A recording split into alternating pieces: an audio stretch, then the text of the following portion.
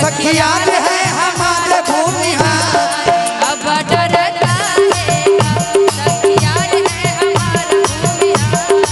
अब डरता है मैं तो करती हूँ, मैं तो करती हूँ, मैं तो करती हूँ उससे प्यार। अब डरता है सखिया है हमारा भूमिहार। अब डरता है सखिया है हमारा भूमिहार। अब डरता है, अब डरता है सखिया है हमारा भूमिहार। अब डरता है कि हमारे याद हो कि सखिया है हमारे भूमिहार। अब डरता है सखिया है हमारे भूमिहार। अब डरता है मैं तो करती हूँ, मैं तो करती हूँ, मैं तो करती हूँ उससे प्यार। अब डरता है सखिया है हमारा भूमिहार। अब डरता है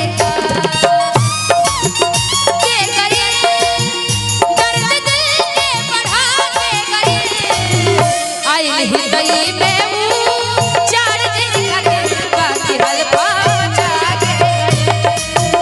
आई हृदय में हूँ 4 दिन खातिर बाकी हल्का मचा के गए।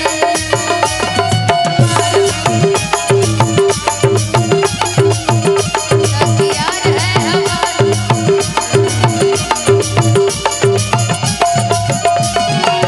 रोज गोलगप्पा छोला खियावे, फॉर्च्यूनर में हमके घुमावे।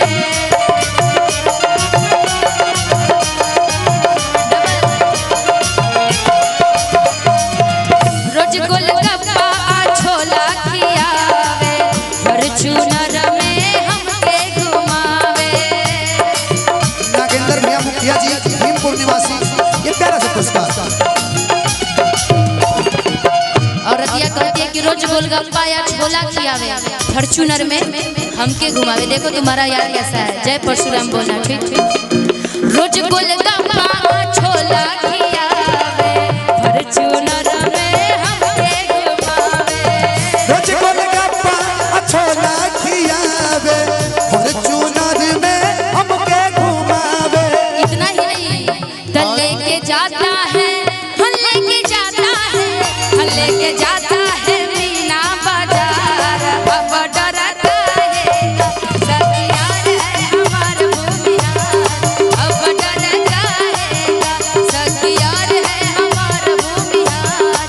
अब डरता है एह खानी हमारा ततीत मीठ खाए मालावा। एह खानी हमारा ततीत मीठ राउर घरबा में आइल मालावा, राउर घरबा में आइल। एह खानी हमारा ततीत मीठ खाए मालावा। एह खानी हमारा ततीत मीठ खाए मालावा। राउर घरबा में, राउर घरबा में आइल। ए टूटी भैया सखिया है हमारा भूमिहार। अब डरता है सखिया है हमारा भूमिहार। ओप के दिले वो फोन हमके कीन के देवेला पैसा हजारों में बिन के। हजार हो दिन के एक बेटे